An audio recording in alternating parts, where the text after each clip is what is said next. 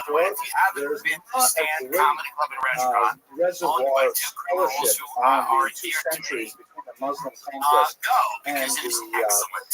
and the Food life is of Hassan excellent. on the Jews specifically, and he's comedy certainly is. one of the primary sources. He happening. was originally born in Berlin as Food is Edward excellent. The comedy Strauss and is earned his provably going PhD on. from Germany.